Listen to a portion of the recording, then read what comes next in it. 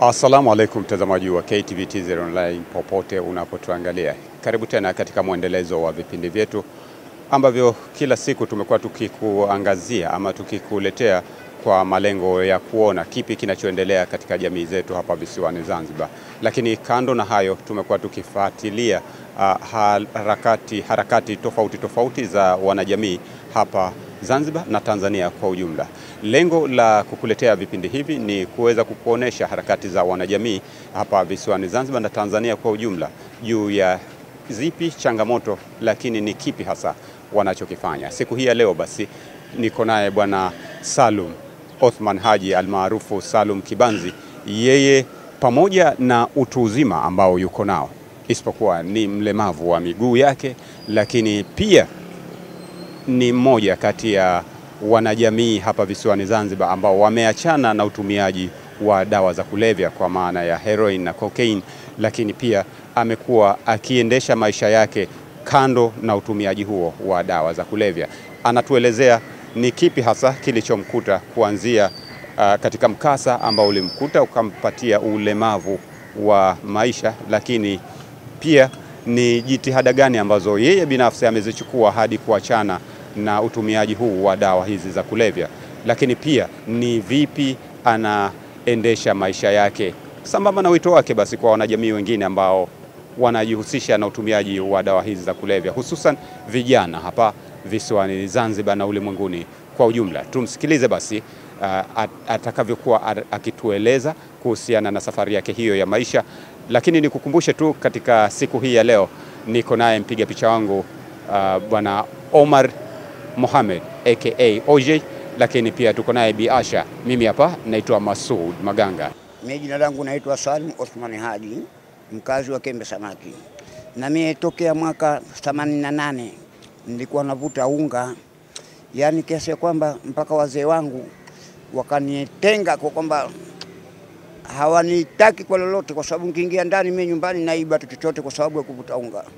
Lakini Mwenyezi Mungu na mipango yake, matokeo yake katika huo ujinga ambao naosema kwamba kuvuta unga, nimepata ajali, nimekatwa mguu na mimi ni mlemavu sasa hivi na magongo.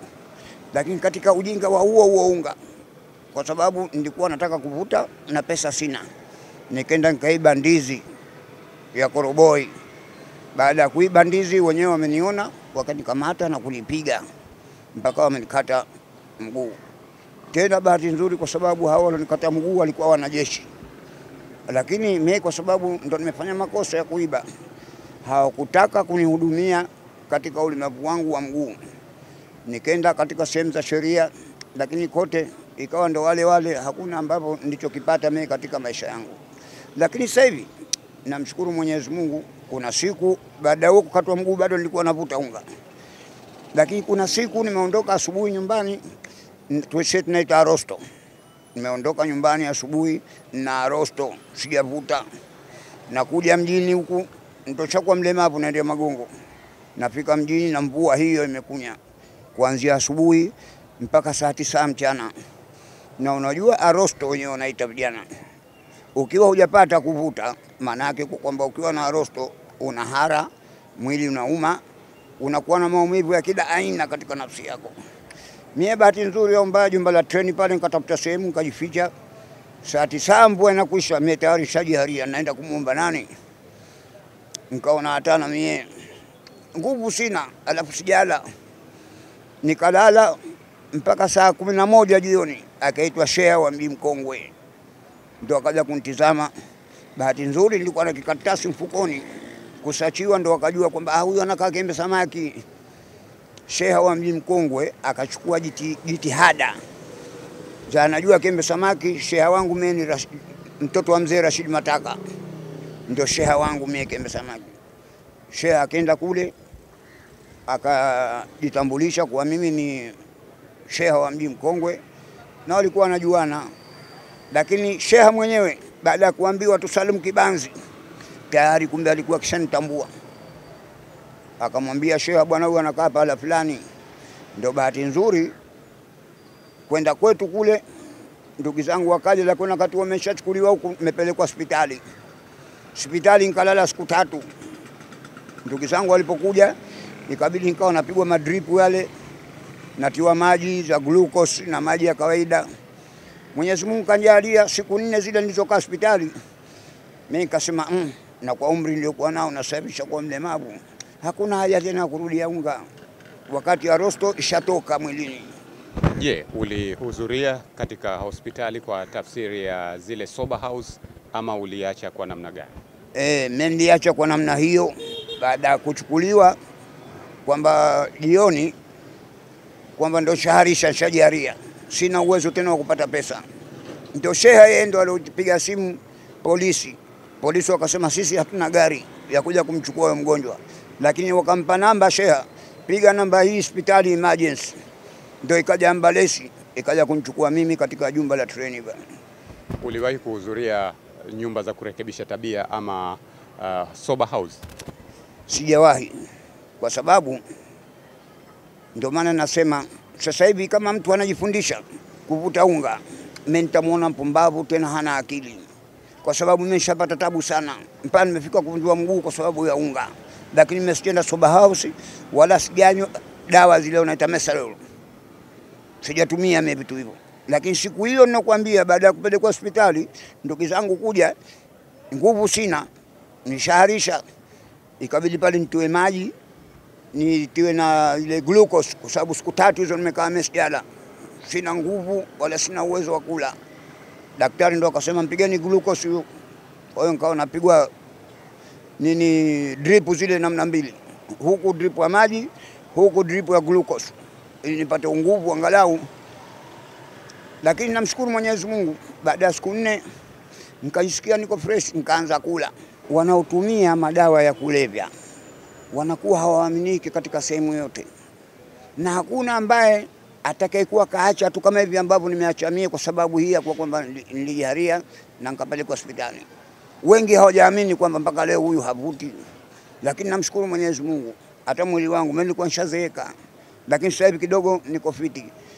Sasa mpaka leo ndugu zangu na jamaa zangu bado hawajaniamini kwa kwamba huyu kweli kaacha, kwa sababu kuna watu wanakaa mpaka miaka 2 soba, lakini akirudi anarudia. Kuna watu wanakunywa Mesalol, lakini stili bado vile vile wanavuta. Lakini mimi namshukuru Mwenyezi Mungu. Lakini ndugu zangu na jamaa zangu, tena ndugu zangu, mimi sio kuja darajani nikaja kuomba. Mimi maisha yangu sasa hivi naishi kwa sababu ya kuomba, na kwa sababu naamini Mwenyezi Mungu ndio anotoa kila kitu duniani. Mimi nakuja zangu darajani, kapita huyu kapatai, ana kigari kizuri, na muendea ndugu yangu mmesikia chai, ananipa 1000, huyu kanipa 2000, huyu kanipa 500, ndio kinachosaidia kuendesha maisha yangu. Lakini nina ndugu zangu ambao wana uwezo katika familia, lakini bado hawajaniamini kwamba huyu kweli kaacha huyu, kwa sababu kipindi hicho baada ya kuumia mimi bado nilikuwa navuta. Nishaumia mguu lakini stili navuta. Mimi nategemea na kuja zangu darajani kwa kuja kuomba. Lakini leo kama itakunya mvua kuanzia asubuhi mpaka jioni, mimi nitamuomba nani? Kwa hiyo nitakula wapi mimi? Mimi hapa unaponiona najitegemea mimi mwenyewe tu. Na mwanangu mmoja wa kike kaolewa, lakini yuko Pemba. Yaani siwezi hata mimi nitoke hapa ndikali Pemba alafu nirudi hapa, haiwezekani. Sasa katika uhali ngumu wa maisha unazidi kunipa, kwa sababu jitihada zangu ndio zinanifanya nikapata kula. Lakini kwa sababu Mwenyezi Mungu naye hana choyo, Mwenyezi Mungu anatoa kwa rehema zake. Dawa za kulevya ni kitu ambacho kina ulazima kwa mtu.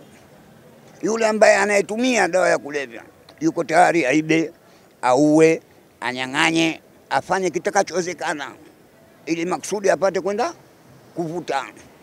Sasa mtu kama yule huwezi kumshauri kitu sana. Kama utamshauri atakwambia mimi naenda kunywa Mesalol, ingawaje wanasema wenyewe ile Mesalol nayo ni dawa ya kulevya lakini ya maji.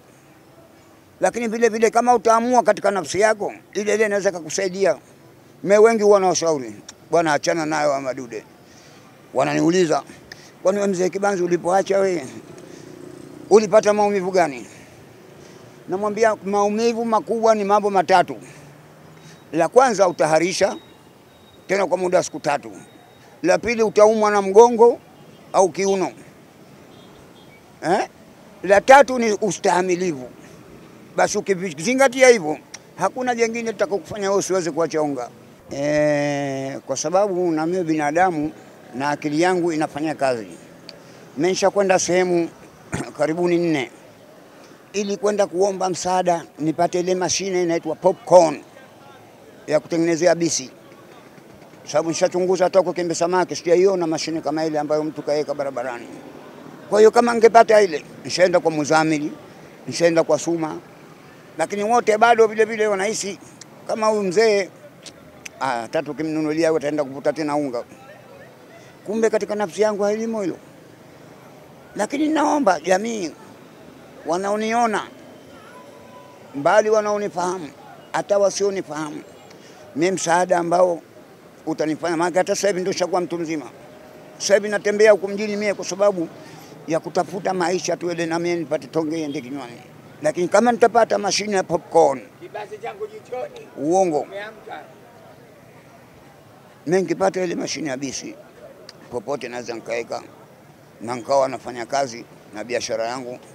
Kwa sababu sasa ninaridhika, mimi nikipata 3 tu 4,000 kula yangu tayari. Leo nikiona mashine ile nafikiri nitakosa mimi shilingi 3,000 4,000. Ni simulizi yake mwanajamii mwenzetu ndugu Salum Othman Kibanzi juu ya safari yake ya maisha kabla na baada ya utumiaji wa dawa za kulevya. Je, una maoni?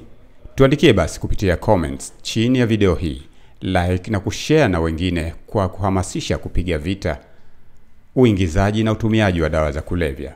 Tufuate pia katika kurasa zetu za kijamii, iwe Facebook, Instagram ama Twitter. Andika KTVTZ Online. Hakika hii ni fahari yetu.